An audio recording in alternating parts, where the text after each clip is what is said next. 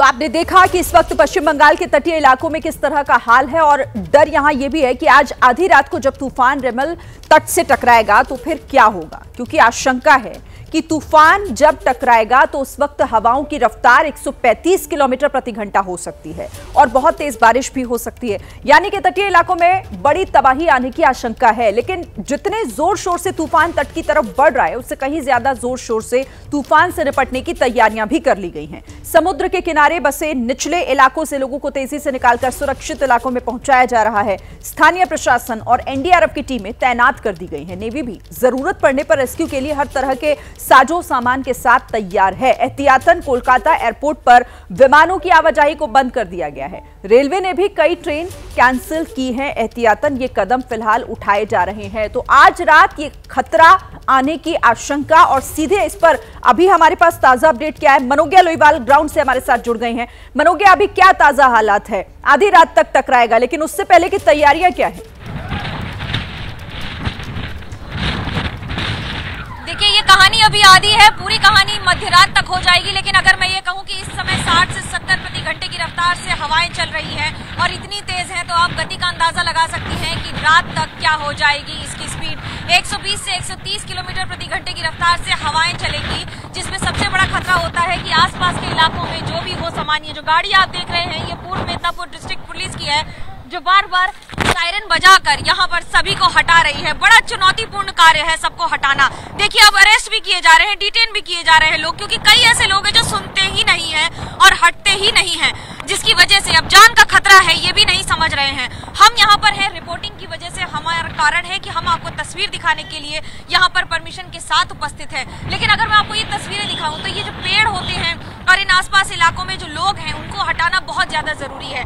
लहरें अभी low tide है, लो टाइड होने की वजह से ये लहरें आपको थोड़ी दूर दिखाई देंगी, लेकिन रात तक ये फिर से हाई टाइड में बदल जाएगा और खतरा तभी होता है क्योंकि जैसे ही हाई टाइड आएगी वैसे ही ये लहरें करीब 5 से 10 फीट ऊपर हो जाएंगी और उसके बाद कितनी दूर तक आएंगी। जरा ये आपको इलाका दिखाती हूँ। ये न्यू दीघा का इलाका है और यहाँ पर बहुत सारी छोटी छोटी दुकानें हैं, एल्यूमिनियम के शेड होते हैं और उसी तरह से इनके जो परखच्चे उड़ जाते हैं। अगर मैं कहूँ कि जिस तरह से आंधी तूफान आता है, खास तौर से साइक्लोन, क्योंकि एक और बालू, दूसरी ओर साइक्लोन, दूसरी ओर हवा और उसके साथ साथ तेज गति से आने वाला पानी जो सब कुछ बहा कर ले जाता है, और ये सबसे ज्यादा चुनौतीपूर्ण इन इलाकों के लिए हो जाता है। ये निचले इलाके हैं, यहाँ पर पत्थर भी हैं और आप अनुमान लगाइए कि जैसे ही हवा आएगी, हवा के साथ इतनी ही वेग से यहाँ लहरें उठेंगी और ये लहरें इतने बड़े बड़े पत्थरों में न जाने किसको उठाकर कहाँ फेंकेंगी, जिसकी वजह से नुकसान जान माल का हो जाता है। और यही चुनौती रहती है पुलिस के लिए भी, यही चुनौती रहती है प्रशासन के लिए भी। बोलना इतना मुश्किल हो जाता है यहाँ पर, और उसके साथ साथ हवा में यहाँ पर खड़े रहना, क्योंकि जितनी तेज हवा है वो आपका खुद का इक्विलिब्रियम भी बिगाड़ देती है। यहाँ पर खड़े रहने में और यहाँ पर लगातार रिपोर्टिंग करने में उतनी ही चुनौतियां आती हैं। मैं इस समय मिदनापुर में हूँ। मिदनापुर से थोड़ी दूर दक्षिण 24 परगना और उसके बाद बांग्लादेश का बॉर्डर हो जाता है। यही बंगाल की खाड़ी है और यहीं पर लैंडफॉल होगा। अब आपको साइक्लोन के बारे में एक बात बता दूं। साइक्लोन करीब 6 किलोमीटर प्रति घंटे की रफ्तार से आएगा।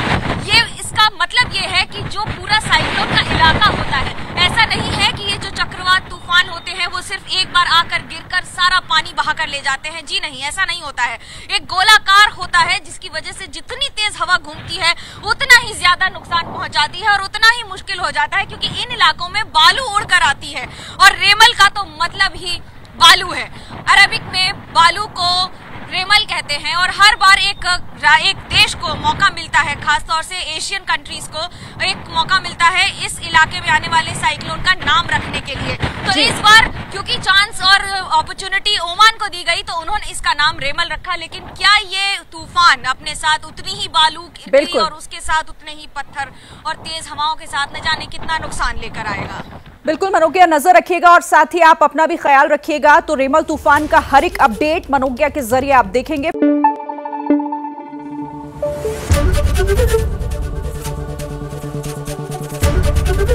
एबीपी न्यूज आपको रखे आगे।